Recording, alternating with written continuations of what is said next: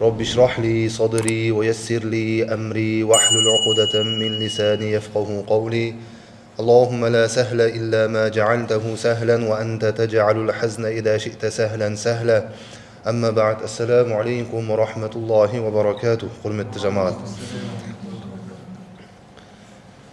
Бүгін нәсіп етсе қалған жерімізден жалғастырамыз. Екінші сабақ Абу Бәкір радиаллаху анхудың тарихын оқып жатқан едік, өмірбаянын. Біз бірінші сабақта айтқанбыз, пайғамбарымыз саллаллаху алейхи уассалам Меккеден Мәдинаға хижрет қылған уақыттарында 3 күн 3 түн сәуір өңгөрінде қалған еді. Оны бірінші сабақта айттық. Және былай деген едік, Абу Бәкір радиаллаху анхудың қосымша лақап және де жаңағы күнә есімдері бар. Мысалы қосымша есімдерін айтатын болсақ, Ас-Сахиб деген есімі бар, Әл-Атиқ деген есімі бар, Әс-Сиддиқ деген есімі бар, және Әл-Атқа сол есімі бар, және де Әл-Ауах деген есімі бар. Қосымша 5 есімі. Және өзінің Абу Бәкір деген күнәсі бар. Енді осыған бір-бірден тоқталып өтеміз, қысқадан нұсқа қылып. Пайғамбарымыз саллаллаху алейхи вассалам Меккеден сол Мәдинаға хижрет қылғанда жаңағы сәуір үңгіріне кірді. Сол жерде 3 күн 3 түн қалды. Мұны арабтар өте махир болған. Махир дегеніміз өзінің жұмысында өте шебер, ұста адам болған. Қандай нәрседе жаңағыдай аттың басқан жерде із қалады ғой, сол ізге қарап, ана тұяқтың ізіне қарап, ат ұрғашыма, айғырма, немесе биеме соны білетін болған. Оның үстінде отырған адам еркек па, ұрғашыма соны білетін болған. Әйел адам ба, қыз баласы ма, үлкен ересек адам ба, шал ма, ата ма, жас бала ма, соны білетін болған. Ол семіз адам ба, арық адам ба, соны білетін болған. Және осы жерден өткен кезде оның сол кездегі мінезі, сол кездегі настроениесі қалай болды? Ашулы болды ма, жоқ ыржиып күліп жүрген адам болды ма? Соған дейін білетін болған ғой. Сондай мощный болған. Алла беріп қойған енді сондай нәрсені. Сөйтіп, жаңағы үңгірге жақындайды мүшриктер. Кәпірі бар, имансыз бар, мүшрик бар, меккелік. Сөйтіп үңгірге жақындаған уақытта, егер де атынан түсіп, басын тек бетіп қараса, бұғып қараса, көріп қалады. Пайғамбар саллаллаху алейхи вассалам Абу Бәкір радиаллаху анхуды. Абу Бәкір радиаллаху анху қатты қорқады. Уайымдап кетеді. Пайғамбар саллаллаху алейхи вассалам сұрайды, не болды? Мәда бика, не болды саған? Не жағдай? Неге көңіл күйің жоқ? Айтады екен, я Алланың Расулы, егер де бұлар тек басын бетіп бұғып қараса, атынан түссе болды, бізді көріп қалады. Мен қорқам. Мен неден қорқам? Мына өзімді ойлағаннан қорқып жатқан жоқпын. Сіздің жолыңызда 1000 Абу Бәкір құрбан болсын деп тұр ғой енді.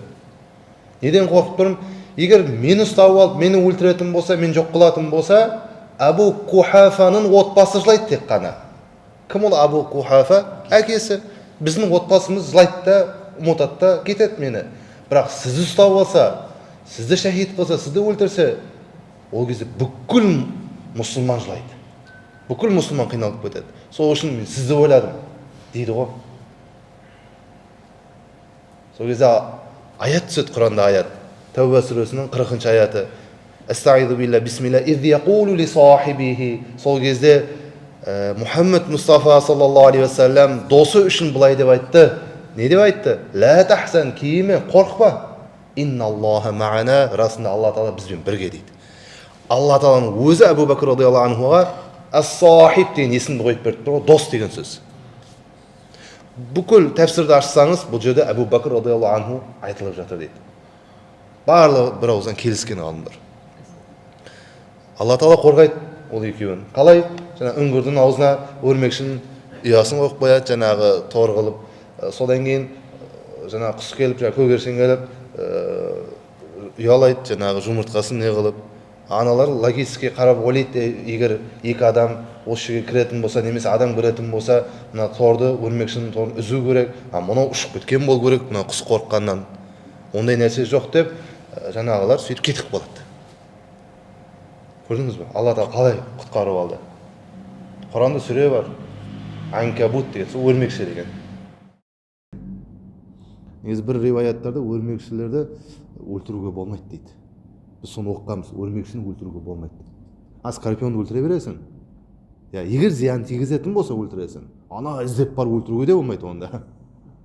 Қаладан шығып кетіп жаңағы ауылдық жерлерге барып қайдасыңдар деп жаңағы қырам жоям, олай емес. Егер зиян тигізетін болса, намазда тұрсаң, келсе зиян тигізетін болса өлтірсең болады. Бірақ біздің қазақ ата бабаларымыз істеген, жылан келсе басына ақ құйып, сүт құйып шығарып жүрген, өлтірмеген. Ал өлтіруге рұқсат бар, егер зиян тигізетін болса.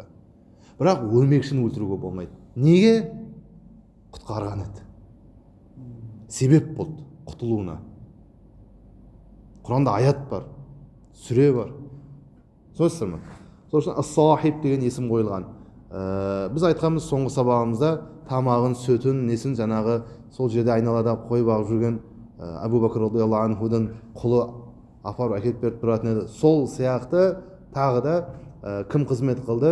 Абу Бакр радиаллаху анхудың қызы Асма радиаллаху анха сөйтіп апарып әкеліп беріп тұрған екен. Солай құрметті жамағат. Бірінші есімі Құранда айтылған жаңа ас-сахиб. Оны түсіндірдік. Екіншісі әл-атиқ деген есімі бар. Мағынасы босатылған, құтылған деген мағынасы бар. Бір күні пайғамбарымыз саллаллаху алейхи ва саллям Абу Бакр радиаллаху анху былай дейді: "Я Абу Бакр, бұйыр, айт, я Алланың расулы, я құлдық, ләббәйк, не болды, тыныш па? Абу Бакр, сен қуан. Алла сені тозақтың отынан босатты" дейді. Пайғамбарымыз саллаллаху алейхи ва саллям осылай Абу Бакр радиаллаху анху айтқан екен. Әл-атиқ деген есімді берген екен. Үшіншісі ас-сиддиқ. Сыддық деген есімі бар. Оны енді білесіздер, Сыддық деген есім қалай қойылды? Қысқаша айтып өтейік. Сыддықтың мағынасы үнемі сенім білдіруші, шыншыл, үнемі сенім білдіруші деген есімі бар. Пайғамбарымыз Мұхаммед Мұстафа саллаллаху алейхи ва саллям Таифқа барған уақыттарында сол жердегі адамдар дінге шақырайын, мұсылман болсын деп пайғамбарымыз қасынан бір сахабасын алып, мен қысқаша айтып өтем, сол жерге барады. Сол жердегі әміршілер пайғамбарымызға кішкене жақындылығы бар. Енді пайғамбарымыз ойлайды, бір көмей тиер бұлардың. Солардың басындағы жаңағы ағайынды жігіттер, әміршілер иманға келетін болса, қол астындағы барлығы сразу иманға келер деген жақсы ниетпен шығады. Сөйтсе олар алдын ала дайындап қойған екен, жаңағы сол жердің халқы кішкентай баласынан бастап қолына тас ұстатып пайғамбар саллаллаху алейхи ва саллям лақтырады ғой. Тас боранның астында қалады пайғамбар саллаллаху алейхи ва саллям қасында сахабасымен бірге. Сонда үстен аққан қан, денесінен аққан қан, анау түсінікті болу үшін аяқ киіміне толған, жиналған. Сондай қиналып кетеді пайғамбарымыз саллаллаху алейхи ва саллям. Енді қысқаша айтып жатырмын. Сол жерден Таифтан шығып қайттан жолға қойылады Мекке жаққа қарата. Жолда келе жатырып жүзім бақшасын көреді. Жүзім бау бақшасын көреді. Соның көлеңкесіне барып бір отырып демалады. Сол жаңағы бау бақшада жұмыс жасап жүрген бір қызметші, бір құл, әхли кітап, риwаяттарда христиан деп айтады. Біреудің құлы.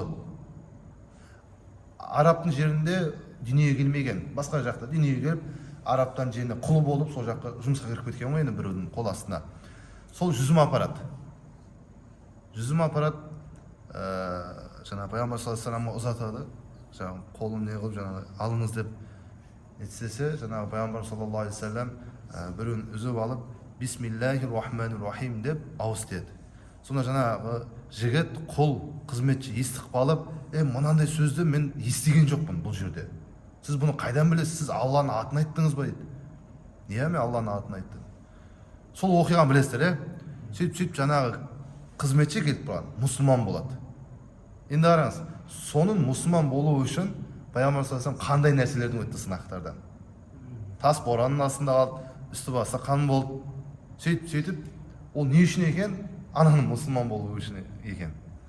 Мұсылман болғаннан кейін Жәбір алейхиссалам келіп, қасына Мәләкул Жәбәл таудың періштесін алып келеді. Сол тауларға жауапты соның үлкен періштесін алып келеді. Алланың Расулы, Алланың сәлемі бар сізге, барлығын Алла біліп отыр. енді рұқсат етсеңіз, мына Таифтың айналасында таулар бар. Бәрін көрді Алла Тағала. Хабардар. Тек рұқсат етсеңіз болды, міне таудың періштесін әкеліп тұрмын. Бұл періште жаңа Таифты жоқ қылып жүреді дейді, таумен езіп бытшы шығарып. Тек бір дұғаңыз, бір сөзіңіз дейді. Немесе жерді керісінше аударып жүрсін дейді. Жердің асты үстіне келсін, үсті астына кетсін дейді, аналармен бәрі кәпір болып шіріп. Сол пайғамбар саллаллаху алейхи вассалам өте мейірімді, не дейді? Жоқ дейді, рұқсат етпейді. Керісінше дұға қылады, я Аллахым, оларды кешір дейді. Олар білмесіздіктен жасап жатыр. Білмейді олар. Оларды кешір, олардың ұрпақтарынан, олардың нәсілдерінен келетін адамдарды жаңағы қияметке дейін жақсыларды шығар деп дұға қылады пайғамбар саллаллаху алейхи вассалам.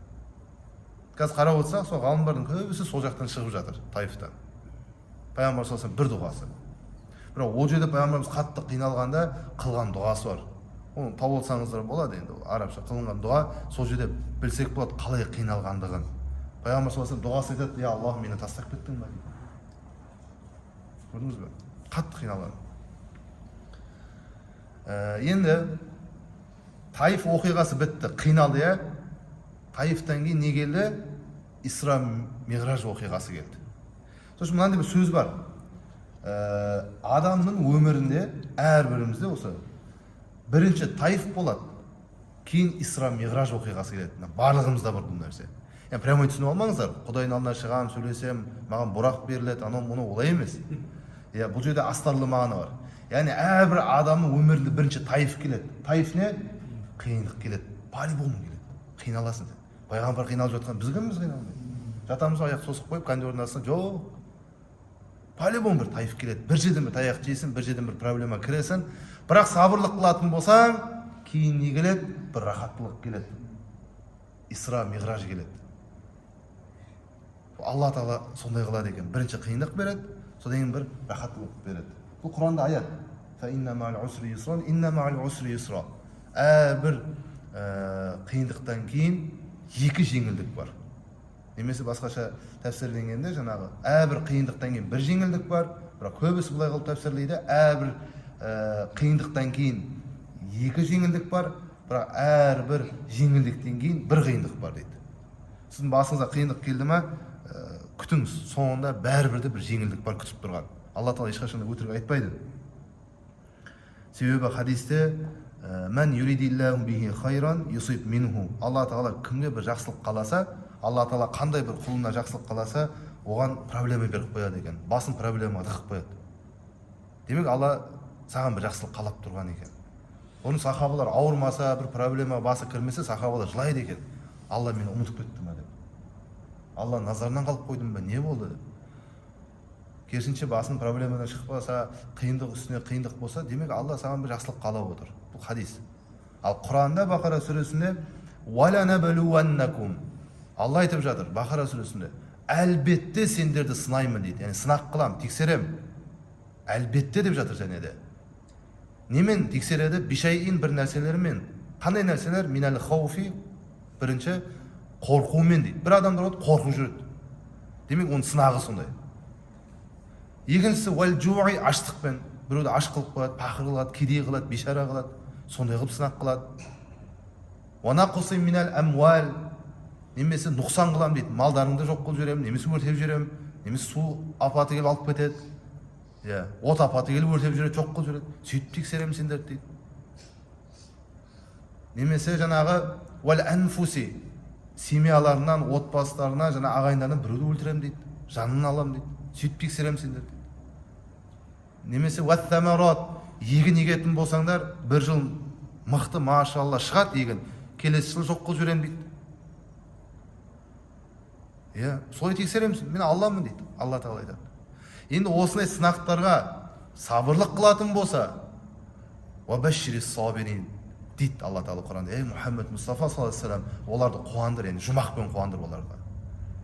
Ал енді мұсылман адамның басына осындай сынақ келсе, мұсылманның айтатын сөзі қандай екен? Қалу, олар айтады дейді. Құранда аят, сол жалғасы, инна лиллахи ва инна илейхи ражиун. Біз Алладан келдік, және Аллаға біз қайтушыларданбыз. Қазақша айтсаңыз да болады.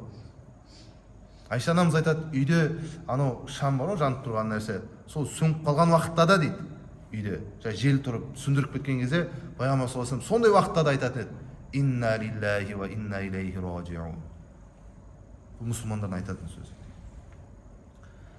Түсініп отырсыздар ғой, жаңағы Исра Миғраж оқиғасы болды. Пайғамбар саллаллаху алейхи вассалам Хазіреті Али радиаллаху анхудың қарындасы Умму Хани анамыздың үйінде отқан уақытта, сол жерде қонақта болған кезде, Алла тағала Жәбір алейхиссалам жіберіп, бұрақ деген нәрсені жаратып пайғамбарымыз үшін, қанаты бар, жылқыға, атқа ұқсас сондай бір нәрсе, соған мінгізіп, Исра Миғраж жаңағы оқиғасы болады. Исра не? Сапар, түнгі сапар. Қай жерден? Харам аумағынан Субханаллази асра. Алла тағала сондай, Алла тағала асра жүргізді биабди құлын минал масжидил харам, мешіт харамнан илал масжидил ақса, Палестинаға. Соған Исра қылды. Исра жүргізді түннің уақытында. Ал Миғраж көтерілді. Сол көтерілді Миғраж еді. Пайғамбар саллаллаху алейхи вассалам Алла тағаламен сөйлесті, көрді. Муса алейхиссалам сөйлесті. Құранда аят бар. Бірақ көрген жоқ. Біздің пайғамбар саллаллаху алейхи вассалам көрді, және сөйлесті. Сол үшін біздің пайғамбарымыз ұлық. Бүкіл пайғамбарлардың пайғамбары бар. Бірақ біздің пайғамбарымыздың пайғамбары жоқ. Бүкіл пайғамбарлардың пайғамбары кім? Мұхаммед Мұстафа саллаллаху алейхи вассалам. А біздің пайғамбарымыз пайғамбар жоқ. Себебі сол бүкіл нәрсе сол пайғамбарымыз нұрынан жаратылып тұр ғой енді.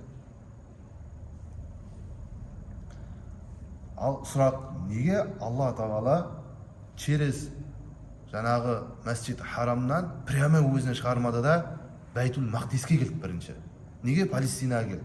Неге жаңа Байтул Мақдис, яғни Әл-Ақсаға келіп, сол жерде бүкіл пайғамбарлар жиналып, сол жерде намаз қылдырады? Сосын бар Алла тағала тарапына, хузурына көтеріледі пайғамбарымыз. Неге? Алла бұл жерде, яғни мысалда қате болмасын, біздерге намек қылып отыр. Палестина, Байтул Мақдис, Әл-Ақсаны ұмытпаңдар дейді. Түсінесіздер ме? Алланың күші жетпей ме? Жетеді. Сол жерден, отырған жерден көтеріп алып кететін еді Алла тағала. Жоқ, олай қылған жоқ. Қонақ қылды бірінші, Палестинаға келді, намаз қылдырды. Сол жерде Муса алейхиссаламды көрді жолда. Көп оқиғасы көп, енді бұны айта беретін болсақ. Бұл жерде ұмытпаңдар дейді. Қазір қиналып жатыр ғой мұсылмандар. Қанша бала кетті шахид болып, анау еврейлер, яһудилер қырып жатыр. Құдай сақтасын. Қанша мұсылмандар қайтыс болып кетіп жатыр. Содан кейін пайғамбар саллаллаху алейхи вассалам қайтадан ауратына келеді. Келіп, өзіне жақын болған мұсылмандарға, сахабаларына айтып бастайды: мен осындай жерге бардым, жұмақты көрдім, Алланы көрдім, Алламен тілдестім, сөйлестім, тағы басқа намаз парыз болынды, жаңа Бақара сүресінің соңғы 2 аяты түсті. Осыларды айтып жатқан уақытта арасында Умму Хани анамыз, ол кезде мұсылман емес, бүйтіп ойланып тұрып, ең соңында сұраған екен: не ғой, кешіресіз, сіз осы айтып тұрғаныңызды, яғни пайғамбарымыз айтып жатыр ғой, Меккедегі өмір сүріп жатқан халыққа айтпайтын шығарсыз дейді. Өзі сенбей тұр ғой енді жаңа Умму Хани анамыз. Сенетіндей нәрсе емес қой дейді. Себебі Масжид Харамнан Палестинаға бару үшін қанша ай жүру керек. Ал бұның барлығы бір түнде болып жатыр. Пайғамбар саллаллаху алейхи вассалам айтады: айтам дейді бұл нәрсені. Керісінше айтуым керек, жеткізуім керек, дағуат қылуым керек. Абу Жахил сөйтіп тыныш отпайды да бүкіл адамды жинайды. Барлығын жинайды. Мұхаммед дейді, саллаллаху алейхи вассалам. Мен олар Мұхаммед айтатын болған ғой. Саллаллаху алейхи вассалам. Ол түнде бір жерге барып білген екен. Ал тыңдайық, не айтады дейді. Пайғамбар саллаллаху алейхи вассалам бәрін айтып береді. Мен бейттім, сөйттім, осындай нәрсе. Сенбейді. Пайғамбар саллаллаху алейхи вассалам былай дейді: сенбесеңдер, 2 күннен кейін осы жаққа бір керуен келеді, бір караван. Мен жолда көрдім оларды. Олардың осынша түйесі бар, осындай адамы бар. Түйенің түсі мынандай, үстіндегі адамның түрі мынандай дейді. Бәрін айтып береді ғой. Сонда да сенбейді. Бірақ 2 күннен кейін айтқаны пайғамбарымыздың хақ болады да жаңағылар кіріп келеді. Сенбейді. Сонда Абу Жахил айтады: мына арамызда Абу Бәкір қайда дейді. Барлығы келді, сол келген жоқ, соған айтыңдаршы мына нәрсені, сенем екен ол. Барып сұрап көріңдер дейді. Мына Сыддық деген нәрсені айтып отыр ғой, қайдан келіп. Сөйтіп барады бәрі. Абу Бәкір дейді: естіп жатсың ба, Мұхаммед, яғни саллаллаху алейхи вассалам, мынандай нәрсе айтып жатыр. Сенесің ба дейді. Сонда Абу Бәкір радиаллаху анху айтады: мен сендерге одан да бір қызығын айтайын ба дейді. Айт дейді. Сендер мына нәрсеге таң қалып сенбей жатсыңдар ғой дейді. Ал мен дейді, пайғамбарымыз саллаллаху алейхи вассаламға 7 қат аспаннан, Алла тағала тарапынан Құран аяттары түсіп жатыр. мен осыған сенген адаммын, иман қылған адаммын, мынаған итақта иман қылдым деп айтқан екен. Соны естіген пайғамбар саллаллаху алейхи вассалам сыддық деген есімді береді ғой. Не мағынасы? Үнемі сенім білдіруші. Түсіндіңіздер ғой, иә? Кеттік, келесі. Ол қандай есім? Әл-Атқа, ең тақуа деген есімі болған. Бұл туралы Құранда аят бар. Уәл-Ләйли деген сүре бар ғой, Ләйл сүресі. Соның 17-ші аятынан бастап сүренің соңына дейін өздеріңіз ашып қарап алыңыздар тәпсірін. Яғни «Васайюджаннабухал атқа» деп басталады. Осы жерде ғалым ғұламалар айтады, Әбу Бәкір радиаллаху анху айтылып жатыр дейді. Сол үшін түскен аят. Құранда бар, бірнеше жерлерде бар. Келесі есімі Әл-Ауах есімі бар. Әл-Ауахтың мағынасы Алла тағаладан қатты қорыққандығы үшін Әбу Бәкір радиаллаху анху. Яғни Алла тағаланың азабынан, ашуынан, тозақ отынан, қабір азабынан қатты қорыққандығы үшін осы есім қойылды дейді. Әл-Ауах есімі. Ал Ибрахим ән-Нахаи деген кісі, ғалым ғұлама рахметулла алейх, бұл кім? Имам Азам Абу Ханифаның ұстазы бар. Кім еді? Хаммад бин Абу Сулейман. Абу Ханифа радиаллаху анху ұстазы. Соның ұстазы болған кісі ғой, Ибрахим ән-Нахаи деген кісі рахметулла алейх. Сол айтады, Әл-Ауахтың мағынасы дейді. Әбу Бәкір радиаллаху анхудың мейірбандығы мен жұмсақтығы, сосын жаңа қарапайымдылығы үшін берілген бір есім дейді. Түсінікті болды ма, жамағат? Болды. Осы есімдер. Енді кеттік. Бұлай риуаят қылынған, қараңыздар. Бір күні пайғамбарымыз саллаллаху алейхи вассалам Жәбірел алейхиссалам бұлай деп сұрайды. Омар радиаллаху анху қандай адам деп сұрайды ғой. Ол жақсылық жасайды, халыққа көмек қылады. Ол қандай адам? Жәбірел, қалай ойлайсың сен? Айтшы деп пайғамбар саллаллаху алейхи бір күн сұрайды екен Жәбірел алейхиссалам. Сонда Жәбірел алейхиссалам бұлай деп айтқан екен. Алланың елшісі саллаллаху алейхи вассалам, егер де мен Омар радиаллаху анхудың жасаған жақсылықтарын айтатын болсам, Нух алейхиссаламның, Нух пайғамбардың өмір сүрген, дағуат қылған жылындай айтатын болсам да, ол уақыт маған жетпейді деп айтқан екен. Омар радиаллаху анхудың жасаған жақсылығын айтатын болсам. Нух алейхиссалам қанша жыл өмір сүрді? 950 жыл дағуат қылған, шақырған. 950 жыл бойы мен Омардың радиаллаху анхудың жасаған жақсылығын айтатын болсам, но жетпейді деп тұр ғой. Ал енді Әбу Бәкір радиаллаху анхудың жасаған бір жақсылығы тең болады Омар радиаллаху анхудың жасаған 950 жылдық жақсылығына дейді. Түсінесіздер ме? Қандай кісіні айтып жатқанымыз. Пайғамбар саллаллаху алейхи вассалам өзі айтады, Әбу Бәкір радиаллаху анхудың иманын, тақуалығын, тағы басқа сондай нәрселерін, жақсы качестволарын барлығын жинап таразының бір жағына қоятын болсаңдар, сосын бүкіл миллиардтаған адамдардың иманын, тақуалығын, тағы басқа жаңа жақсылықтарын келесі жағына қоятын болсаңдар, Әбу Бәкірдің жаңа ауырлығын баса алмайды дейді ешқайсысы. Әбу Бәкір радиаллаху анху сондай адам.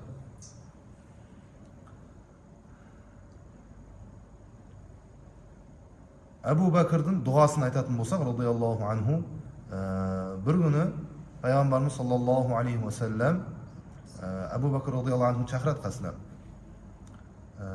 Маған Жәбірел алейхиссалам айтты дейді, жұмақта сен үшін бір үй тұрғызылған.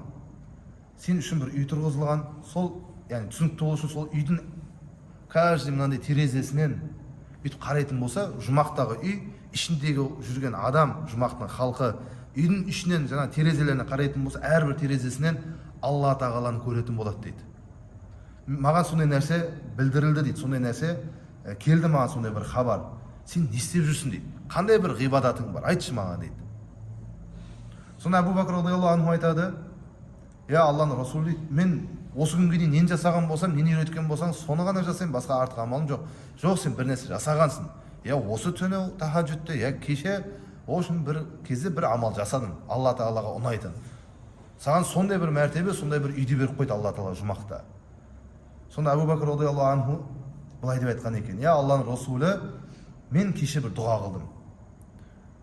Ол қандай дұға? Ол күнге дейін мен қылып көрген жоқпын бұл дұғаны. Кеше бір отырып, тозақты еске алып, азапты бір еске алып, қатты сондай бір кіріп кеттім де бір дұға қылдым, Құдайдан сұрадым. Қандай дұға?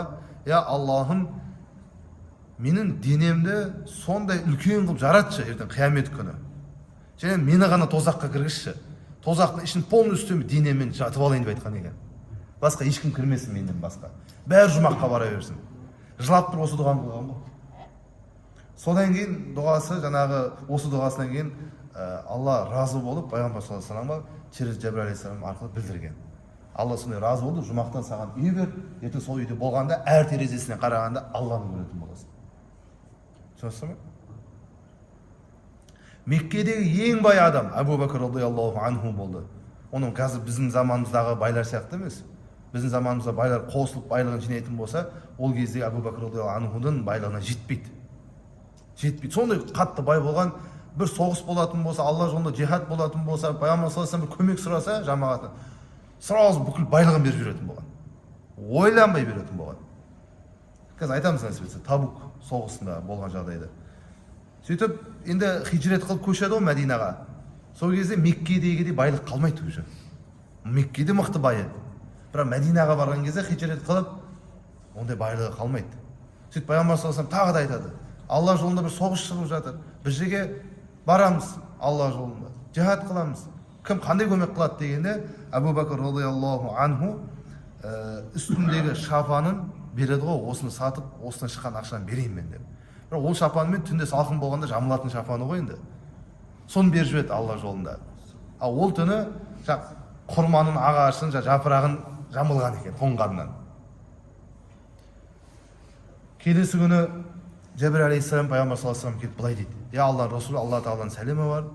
Алла тағала былай деп айтып жатыр. Алла тағала Абу Бәкір радиаллаху анхудан разы. Және Алла тағала айтып жатыр, сен Абу Бәкірден сұра дейді. Ол Алладан разы ма деп. Түсінесіз ме? Алла Абу Бәкір радиаллаху анхудан разы. Енді я Алла Расулы, сен барып сұрашы Абу Бәкірден, ол Алладан разы ма? Алла сұрап жатыр дейді осылай. Ықыласына, махаббатына беріп жүрген ғой Алла тағала. Жұмақтың 8 есігін пайғамбар саллаллаху алейхи вассалам айтады, жұмақта 8 есік бар, намаз оққан мына есігінен кіреді, ораза ұстаған Райяннан кіреді, тағы басқа деп айтқаннан кейін сахабалар сұрайды, я Алла Расул, кешіресіз, осы 8 есіктің 8-іне кіретін адам бар ма дейді. Мысалы, намаз оқитын мына есіктен кіріп кетеді, басқасына кіре алмайды мысалы, бірақ жұмаққа кетеді сөйтіп. Сонда араларында бар дейді, ол Абу Бәкір дейді, радиаллаху анху, 8-іне де кіреді. Сондай кісі. Ал жалғастырайық. Хазірет Абу Бәкір радиаллаху анху, біз айтқанбыз соңғы сабағымызда, өткен сабақта, баласы Абдурахман радиаллаху анху жаңағы неде Таифта мойнына оқ тиіп, садақтың оғы, сөйтіп қайтыс болады. Мәдинаға алып кетеді оның денесін, сол жерде шахид болады. Хазірет Абу Бәкір радиаллаху анху пайғамбарымыздан кейін қанша жыл халифалық қылды? 2,5 жыл халифалық қылды. Сол 2,5 жыл халифа болып жүрген уақытта Таифтан бір топ адамдар келеді. Абу Бәкір радиаллаху анху зиярат қылу үшін. Сөйтіп отырған кезде, бұл риwаятта келтіріледі. Абу Бәкір радиаллаху анху жаңағы оқты көрсетеді, шығарып. Баласы сол оқтан шахид болған еді ғой. Соны алып қойған екен. Соны шығарып көрсетеді Таифтан келіп тұрған адамдарға.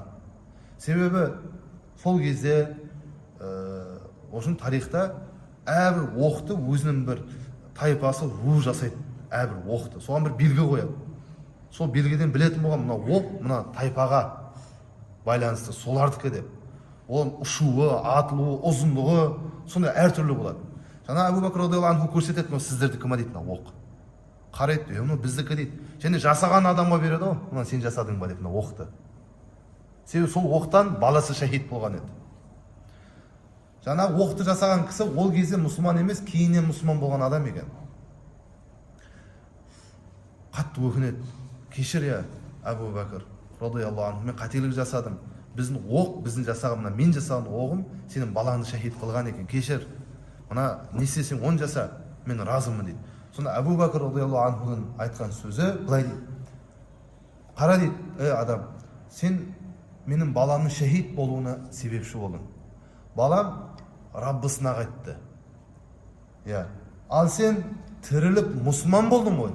Альхамдулилля, мен сені кешірдім деп айтқан екен. Сен сол кезде кәпір болған едің, білген жоқсың, кәпір болдың, өлі адам болдың сен.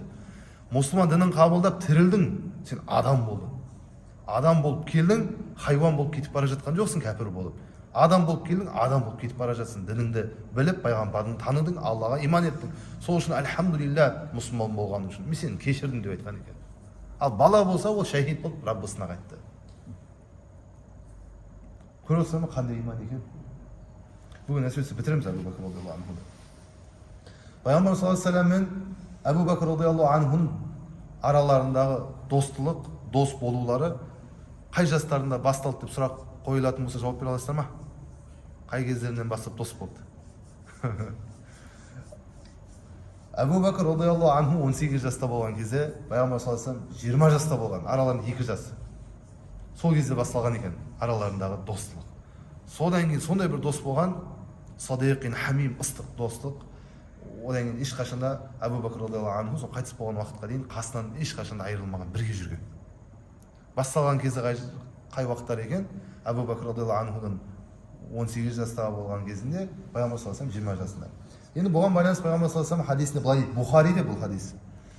Егер маған адамдардың арасынан ең жақын халил дегеніміз дос таңдау мүмкіндігі берілсе дейді, пайғамбарымыз айтып жатыр, Әбу Бәкірді таңдаған болар едім дейді. Көрдіңіздер ме? Халил арабша сөз. Құранда Алла Тағала пайғамбарлардың ішінде Алланың досы деген атаққа ие болған қандай пайғамбар? Кім ол? Ибрахим пайғамбар. Құранда аят Ниса сүресі болу керек. Астағиду билля бисмилля уаттахадаллаху Ибрахима халила. Алла Тағала Ибрахимді өзіне дос қылып алды дейді. Дос қылды өзіне дейді. Сол үшін Ибрахим халилуллах деп айтылады. Ибрахим Алланың досы. Иса рухуллах деп айтылады. Иса пайғамбар алейхиссалам Алланың рухы дейді. Муса калимуллах. Муса Алламен сөйлескен пайғамбар дейді алейхиссалам. Ал Мұхаммед Мұстафа саллаллаху алейхи вассалам хабибуллах, Алланың сүйіктісі. Омар радиаллаху анху былай дейді екен, Әбу Бәкір радиаллаху анху, сен біздің мырзамыз, арамызда үлкеніміз сенсің, әрі ең жақсымызсың, және Алла елісін ең сүйікті жақын досысың деп айтатын болған екен Әбу Бәкір радиаллаху анхуға. Кім? Омар радиаллаху анху. Түсінікті ме жамағат? Аз қалды. Енді қараңыздар, Тәбук соғысына айтамын дедім ғой. Тәбук соғысына, Тәбук сапарына бір риwayatта 30 мың мұсылман, басқа бір риwayatта 40 мыңға жақын мұсылман жолға шығады. Сөйтіп бұлар жолда келе жатып сапарда қатты шөлдеп аш қалады. Сол кезде пайғамбарымыз саллаллаху алейхи уассалам сахабаларына былай дейді: бұл адамдарға көмек қылатын араларында адам бар ма дейді. Ақшалай болсын, жаңағыдай көмек қылып бір нәрсе алып беріп, немесе жаңағы су болса суын беріп деген сияқты. Сол кезде Омар радиаллаху анху келеді ғой: Алланың Расулы, мен бүкіл дүниемнің жартысын, барлығын Алла жолында инфақ қылдым. Яғни бәрін беріп жібердім. Алыңыз деп бүкіл дүниесінің жартысын алып келеді. Неге? Себебі Әбу Бәкір радиаллаху анху мен Омар радиаллаху анху әрқашанда жарысатын болған. Жақсылықта. Себебі Құранда Алла Тағала былай дейді, Мәида сүресінің 2-ші аятында: Астағиду билля бисмилля ва таауану алал бирри ват тақуа. Жақсылықта, тақуалықта бір-бірлеріңе жәрдем қылыңдар. Басқа бір мағынасы, жақсылықта, тақуалықта жарысыңдар дейді. Ва ла таауану алал исми вал удуан. Дұшпандылықта, күнәда жәрдемдеспеңдер. Ондай нәрседе жарыспаңдар дейді. Осы аятқа байланысты жарысатын болған. Сөйтіп Омар радиаллаху анху бүкіл дүниесінің жартысын әкеліп Алла жолында хадия дейді. Пайғамбарымыз мәз болып қалады. Үйіңе не тастадың дейді. Не қалдырдың үйіңде? Бір нәрсе бар ма? Дүнием жартысын тастап кеттім семьяма дейді. Бәрекелді, машалла. Содан кейін Әбу Бәкір радиаллаху анху келеді ғой: Алла Расулы, бүкіл дүнием дейді, сізге хадия дейді, Алла жолында. Бүкіл дүниемді бердім дейді. Сахабалар непонятно қарап тұр ғой. Әбу Бәкір дейді радиаллаху анху, үйіңе не тастадың? Не қалдырдың оларға, семьяңа? Үйіме Алланы және оның елшісі болған пайғамбар саллаллаху алейхи вассаламды қалдырдым деп айтқан екен. Сондай кісі, бәрін беріп жүретін болған, инфақ қылып. Бізден бір нәрсе сұраса, бір мешіт салынады, бір көмек керек медреседе балдарға, емес медресеге, әртүрлі. Ол тек медресе, мешіт емес, мектеп салынып жатыр дейді, мысалы. Аурухана салынып жатыр, жол салынып жатыр дейді, халыққа пайдасы тиетін нәрселер ғой. сұрап келеді, мұсылмансың, көмегің бар ма? Болса да ойланасың да дейді, жаңағы қалтаңа қолын саласың, сезіп тұрып білесің ғой қанша теңгелерің бар екен дейді. Мынау 10 мың жатыр, 5 мың, анау мың. Жоқ менде ақша дейсің. Егер қиналып тұрсаң бермесең болады, бірақ бұл кісілер сондай жомарт болған, бәрін беріп жүретін болған. Алла тағала оны сұрап жатқан жоқ құлынан. Бүкіл дүниеңді бер деп жатқан жоқ. Өзің білесің, берсең де, бермесең де өзің білесің. Бермесең, өзіңе керек болса, күнә емес, қолданасың. Бірақ Абу Бәкір радиаллаху анху сондай болған, мына жүрегіне Аллаға деген махаббаттан басқа махаббат, пайғамбарға деген махаббаттан басқа дүниеге деген махаббатты кіргізбеген ғой. Мына жүректе екі махаббат бірге жиналмайды дейді ғалымдар.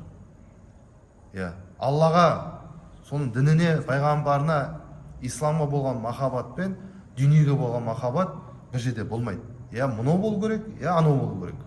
Имам Азам Абу Ханифа өте мықты туджар кісі болған, яғни өте мықты бизнесмен, сауда саттықпен қатты айналысатын кісі болған. Ол кісі кемесіне заттардың барлығын салып, кілемі бар, мата, сондай нәрсемен көп айналысқан ғой енді.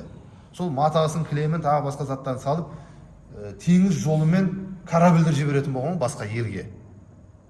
Бірақ өзі отырып, шәкірттермен сабақ не қылып, дәріс үйретіп отыра беретін болған. Мына жақта бизнес айналып жатыр. Сол бір күні жүгіріп келеді бір шәкірт жаңағы Абу Ханифаға, имам дейді, кешіресіз дейді, ұстаз дейді, сіздің анау жіберген корабліңіз суға батып кетті дейді, бүкіл затымен. Дейді де отыра береді. Басқа ешқандай мына не жоқ. Бізге айтылса, ойбай, тап құрсын, кім батырды, соттаймыз, бетеміз, қай жерде батылды. Жоқ ондай жоқ. Тып-тыныш дейді де жалғастыра береді. Біраздан кейін жаңағы шәкірт қайттан келеді. Біз қателескен екенбіз. Бұл ақпарат дұрыс емес болып шықты. Аман есен барған екен, жаңа мал мүлк барлығы сау, барлығы нормально деген кезде де деп отыра береді. Соны сұрайды, неге сіз қуанған жоқсыз, ашуланған жоқсыз, неге, не үшін десе, енді екі түрлі риуаят бар, мен біреуін айтайын. Былай дейді, біз дейді кемені, яғни кеме дүние ғой енді толып тұрған ақша, теңізге жібердік, бірақ оны жүрекке жіберген жоқпыз біз деп жауап берген. Ешқандай уайым қайғы жоқ дейді. Батты ма, кетті ма, Алла береді, Алла алады. Көрдіңіздер ме? Сол үшін мына жерде екі нәрсе бас қоспай жиналмайды. Аллаға болған махаббат қалу керек жүрегіңізде, дүниеге деген махаббат қалу керек.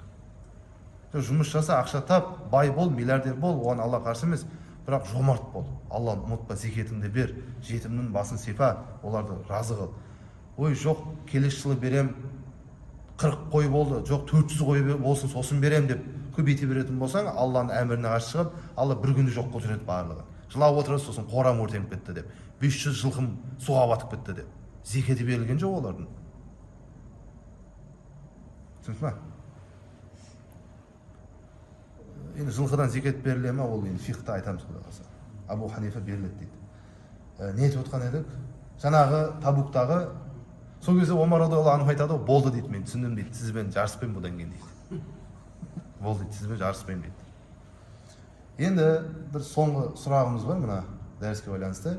Пайғамбарымыз саллаллаху алейхи уассаламның алдына өтіп, имамдылыққа шығып, пайғамбарымызға имамдылық қылған қанша адам бар өзі тарихта? Кім ол? Басқа тағы бар ма? Бар. Екі адам. Оңай болса қоймаймын мұны сұрақты. Менде тупой емес бұл. Екі сенің деген свидетельство дейді ғой. Екі свидетельство бергенде. Имамдылыққа шыққанда айтамын. Біреу Абу Бәкір радиаллаху анху, екіншісі Абдурахман бин Ауф деген сахаба. Абдурахман бин Ауф деген сахаба қашан шықты, қалай болды бұл оқиға? Осы Табукқа кетіп бара жатқан кезде 30 мың адам, бір риуаятта 40 мыңға жақын адам, сахаба. Пайғамбар саллаллаху алейхи вассалам таң намазы болу керек, дәрет жаңарту үшін сыртқа шығып кетеді бір ұзақтау жерге. Бұл пайғамбар саллаллаху алейхи вассалам бір әдеті, сүннет амал. Ұзақтау жерге барып, сол жерде дәретін жаңартып, сол жерде не қылатын болған, енді ихтияжын кетіретін болған. Ұзақ жаққа шығып кетеді. Келсе, сахабалар намазды бастап кеткен екен. Бұл қалай? Яғни олар қорыққан ғой, намаз уақыт шығып кете ме, қалай болды, пайғамбарымыз қайда көрінбейді ғой. Отыра берсек намаз уақыт шығып кетеді. Оны пайғамбар саллаллаху алейхи вассалам білсе, ұрсады бізге. Одан да бастайық намазымызды оқиық деп, алдарына кімді шығарып жібереді? Абдурахман бин Ауф радиаллаху анхуды имамдыққа шығарып жібереді. Сөйтіп Абдурахман бин Ауф радиаллаху анху бірінші рәкағаттың жаңағы рукуғынан қиямға тұрып жатқан уақытта пайғамбар саллаллаху алейхи вассалам келеді. Келіп көріп, қатарға қосылады жамағаттың қатарына. Сахабалар намаз бұз жүргісі келеді. Пайғамбар келіп тұр ғой енді. Соны пайғамбар саллаллаху алейхи вассалам қолымен ишарат қылады, оқи беріңдер, жалғастырыңдар дейді. Пайғамбар саллаллаху алейхи вассалам өзі қосылады. Яғни мәсбуқ болып қосылады. Мәсбуқ дегеніміз кім? Мәсбуқ. Мәсбуқ, мудрик, лахиқ деген үш термин сөздер бар дінімізде. Мәсбуқ, лахиқ, мудрик. Мәсбуқ дегеніміз имаммен бірге бірінші рәкағатқа қосылмайды да, бірінші рәкағаттан кейін келіп қосылғандарды, кешігіп келіп қосылған адамдарды дінімізде мәсбуқ деп айтады. Ұмытпаңыздар, мәсбуқ. Бірінші рәкағатта болмайды имаммен бірге, кейінгі рәкағаттарда келеді. Ол мәсбуқ. Ал лахиқ деген кім? Лахиқ. Лахиқ имаммен бірге бастайды бірінші рәкағатты. Бірақ бір себептермен я жел шығып кетеді, я дәреті бұзылып кетеді де, тақанса бітірмейді, кетіп қалады, намаздан шығып кетеді. Бірақ имаммен бірге бастаған. Оны лахиқ дейміз. Ал мудрик деген кім? Идрак деген сөзден келеді. Имаммен бірге бастайды да, тақанса имаммен бірге бітірген адамды айтамыз. Сөзсіз ме? Сол кезде пайғамбар саллаллаху алейхи вассалам мені мәсбуқ болып келіп тұр ғой, бірінші рәкағатта үлгермеді. Сахабалар бәрі намазын оқып екі жағынан сәлем бергеннен кейін пайғамбар саллаллаху алейхи вассалам орнынан тұрып, бір рәкағатта тағы қосып оқып намазын тәмамдайды. Бәрі қорқып отырады. Пайғамбар не айтады екен? Ойбай, не істеп қойдық біз? Сен ғой айтқан жоқ, мен сен ғой айтқан анау мұны. Тоқтап күтейік. Сонда пайғамбар саллаллаху алейхи вассалам айтады, өте дұрыс жасадыңдар дейді. Молодец сендерге, лайк дейді орысша айтқанда. Жалпақ тілмен айтқанда. Өте дұрыс жасадыңдар дейді. Көрдіңіз бе? Сол Абдурахман бин Ауф радиаллаху анхудың артынан сол кезде ұятты, жамағат болды. Бұл бір. Екіншісі Әбу Бәкір радиаллаху анхудың артына жамағат болып пайғамбар саллаллаху алейхи вассалам бір намазда ұйыған екен. Ол қалай болды? Пайғамбар саллаллаху алейхи вассалам өмірінің соңғы 13 күні қалған кезде қатты ауырады. Қатты ауырады, температура көтеріледі, басы қатты ауырып бастайды. Ол неден болады? Пайғамбар саллаллаху алейхи вассалам өзі айтады Айша анамызға, мен Хайбарда бір етті тістеген едім. Соның уы қазір сезіп жатырмын соны дейді. Хайбарда пайғамбар саллаллаху алейхи вассалам сахабалармен отырған кезде бір әйел адам пісіріп қойдың етін алып келеді, мақты қылып еді. Пайғамбар саллаллаху алейхи вассалам ұнататын еді. Алып келіп ортаға қояды, ал бисмилля деп бастайды жеп. Пайғамбар саллаллаху алейхи вассалам бір тістейді.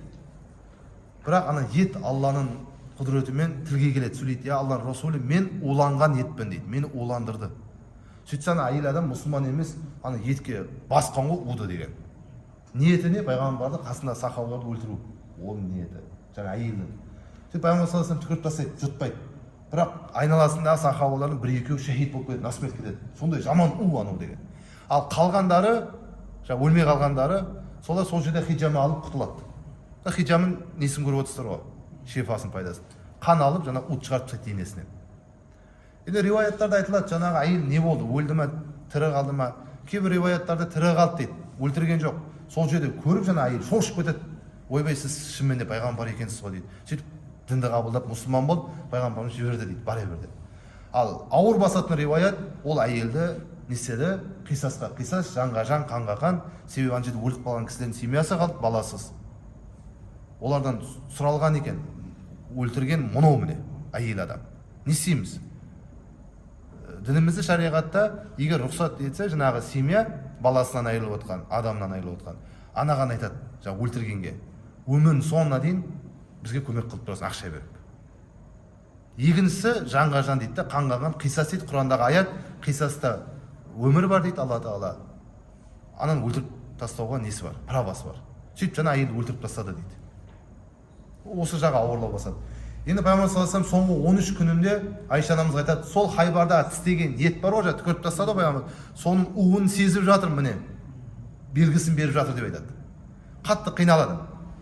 Соңғы намазын бейсенбі ақшамға жамағаттың алдына шығып, ақшам намазын оқиды, Мурсалат сүресін оқиды, содан кейін бөлмесіне кіреді, құтпа намазына уже шықпайды пайғамбар саллаллаху алейхи вассалам. Уже ауырып қатты жатып қалады. Кімге айтады намаз қылдырсын деп? Әбу Бәкір радиаллаху анху қылдырсын дейді. Билал азан шақырсын, Әбу Бәкір радиаллаху анху намаз қылдырсын. Ол жерде бір намек бар. Қайта-қайта айтады. Яғни менен кейін кім халифа болады? Айша анамыз кімнің қызы? Әбу Бәкір радиаллаху анхудың қызы.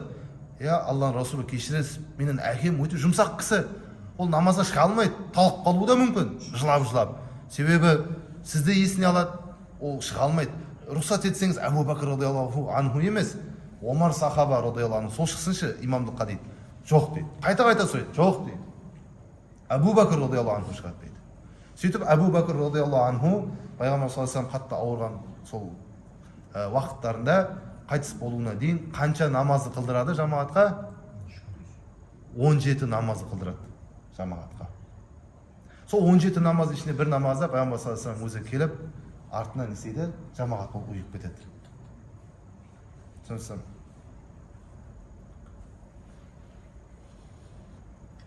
Мына бір соңғысын айтып соны бітірейік, тамам деді. Уақыт бар ма намазға? Болды, осымен бітеді.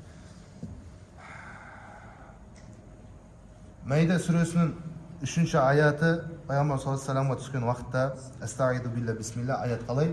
Әл-яума акмалту лакум динакум ва атмамту алейкум ниъмати. Осы аят түскен уақытта бүкіл сахабалар қуанады. Бүкіл сахабалар қуанады, себебі мағынасы Әл-яума акмалту лакум динакум. Бүгін сендерге діндеріңді толықтастырдым, яғни толық берілді дін. Полный берілді уже. Толығымен болды уже дін. Және ва атмамту алейкум ниъмати, нығметімді тамам қылдым. Тамамдадым. Дінді толықтастырдым, нығметімді тамамдадым. Осы аят түскен уақытта сахабалар қуанады. Болды, машалла, міне дініміз тамам болды, келді, бәрі айдан анық болды деп қуанып жатқан кезде Әбу Бәкір радиаллаху анху ана бір көшеге барып, бұрышқа барып отырып алып жылаған екен. Басқалар қуанып жатыр, бұл сахаба жылайды Әбу Бәкір радиаллаху анху. Сонда сұрайды: "Я Әбу Бәкір радиаллаху анху, не болды? Неге жылап жатсың? Бәріміз қуанып жатырмыз ғой. Аяттың мағынасын түсінбей қалдың ба? Не болды?" "Жоқ, бәрін түсініп жатырмын. Бірақ мына бір нәрсені сіздер түсінген жоқсыздар." "Ол қандай нәрсе?" "Демек, дін тамам болды ма, келді ма?" "Болды, пайғамбар саллаллаху алейхи вассалам мені кетеді деген сөз, қайтыс болады енді, қоштасады. Сіз осыны түсінген жоқсыздар ма?" дейді. "Сол үшін мен жылап жатырмын" деп айтқан екен.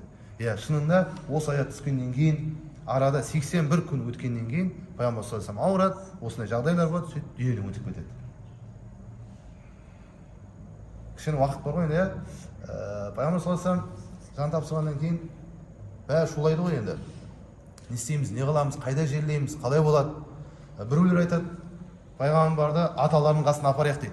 Ибраһим алейхиссаламның қабірінің қасына алып барып сол жаққа жерлейік дейді. Біреулер айтады, Қабаның қасына жерлейік дейді. Сөйтіп сондай бір не болып жатқан кезде Әбу Бәкір радиаллаху анху айтады ғой: "Ей адамдар, тоқтаңдар. Пайғамбар саллаллаху алейхи вассалам тірі кезінде айтқан еді, мен мына екі құлағыммен естідім. Пайғамбарлар қай жерде қайтыс болған болса, оны анда-мұнда тасымайды екен денесін. Біздікін тасып кетеді ғой, Қазақстаннан ана шетелден мында әкеледі, анда-мұнда тасиды бізді." Ол болмайды деп жатқан жоқ, сол басқа нәрсе енді фихта. Бірақ пайғамбарлардікін, Алла баршасына разы болсын, Алланың сәлемі болсын, олардікін сол қай жерде қайтыс болған болса, денесін былай қояды екен де, сол жерде қазып, сол жерге көмеді, жерлейді. Сол үшін пайғамбар саллаллаху алейхи вассалам жаны қай жерде шықты, қай жерде қайтыс болды, кімнің бөлмесінде? Айша анамыздың бөлмесінде. Сол жерге жерленді. Пайғамбарымыз саллаллаху алейхи вассалам қайтыс болғанын Әбу Бәкір радиаллаху анхуға жеткізіп барады ғой енді. Ол кісі мешітте отырады. Сөйтіп хабарды алғаннан жүгіріп барады, барса халық жиналған. Басында Омар радиаллаху анху тұр, қолында қылышы бар. Пайғамбар өлген жоқ деп. Кім пайғамбарды өлді деп айтатын болса, мына қылышымен басын ұшырамын дейді денесінен. Айтпаңдар олай дейді. Оңай нәрсе емес қой. Сонда Әбу Бәкір радиаллаху анху жүгіріп келе жатқан уақытта бүкіл сахабалар жол ашады. Арамызда ең үлкені осы сахаба, осы кісі пайғамбардың ең жақын досы, осы кісі бір нәрсе айтсын. Сонда Әбу Бәкір радиаллаху анху кіріп нетсе жаңа бөлмеге, пайғамбар саллаллаху алейхи вассалам жатыр дейді, мұбарак денесі, жүзін жауып қойған. Сонда жаңа матаны ашып, пайғамбар саллаллаху алейхи вассалам маңдайынан сүйеді Әбу Бәкір радиаллаху анху. Ол рұқсат етілген дінімізде. Неге? Себебі пайғамбарымыз саллаллаху алейхи вассалам тірі кезінде Осман бин Мазъун деген сахабасының маңдайынан сүйеді, пайғамбарымыз сахабасының маңдайынан сүйеді. Ал ол сахаба күнде бір хатым оқитын кісі ғой. Осман бин Мазъун, ана халифа Осман радиаллаху анху емес, бұл басқа Осман радиаллаху анху. Күнде бір хатым оқиды, 600 бет Құранды. Күн сайын висал оразасы бар. Күн сайын ораза ұстайды. Ол негізі бізге мәкрух қылынған, біз ұстауға болмайды бізге. Пайғамбарларға ғана рұқсат етілген. Күн сайын ораза. Алла Расул, сіз неге висал ұстайсыз десе, Алла маған тамақ беретін, маған күш беретін, Алла мен тамақтандырып қояды, сіздің оған күші жетпейді, сендер ұстамақ қойыңдар дейді. Соны ұстап кеткен ғой жаңағы сахаба.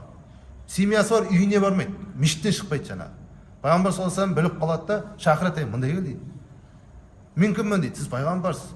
Мен дейді, күн сайын хатым оқымаймын. Мен демаламын, семьям бар, барам. Мешіттен күн сайын мешітте отыра бермеймін, үйге де семьяға да уақыт бөлем. Сен мына нәрсеңді қой дейді. Сөйтіп әрең тоқтатқан ғой. Осман бин Маз'ун радиаллаху анху. Және Жаннатул Бақия деген қабірге ең бірінші жерленген кісі. Сол қайтыс болған кезде пайғамбарымыз көзіне жас алып, жүзін қараған уақытта көзіне жас алып, маңдайын сүйген екен пайғамбарымыз жаңағы сахабасынан. Соны Абу Бәкір радиаллаху анху көреді ғой жанында тұрып. Дәл соны пайғамбарымыз жасайды Абу Бәкір радиаллаху анху. Және былай дейді, я Алла Расул, сіз тірі кезіңізде қандай әдемі кісі едіңіз, қайтыс болғанда жан тапсырсаңыз да өте әдемі сондай адам екенсіз әлі де деп маңдайынан сүйіп, бетін жауып сыртқа шығады. Омар радиаллаху анху айтады, пайғамбар өлді, шахид ол кетті ол кісі, бірақ дін өлген жоқ, дін жалғасады деп осындай сөздерін сөйлейді. Енді бұны білесіздер ағарта иншалла. Мен қысқаша айттым. Сондай кісі енді. Сондай сөзі жүретін халифа, 2,5 жыл халифалық қылды, 63 жасында қайтыс болады, жанын тапсырып.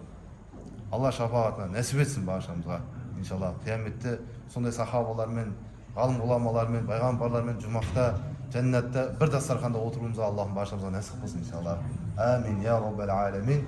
Осымен Абу Бәкір радиаллаху анхудың несі бітті, оқиғасы. Келесі сабақ Омар радиаллаху анхуды айтатын боламыз иншалла. Субханакаллахумма бихамдик, ашхаду ан ла илаха илля анта, астағфирука ва атубу илейк, валхамдулиллахи раббил аламин. Аллах. Намазға қанша қалды?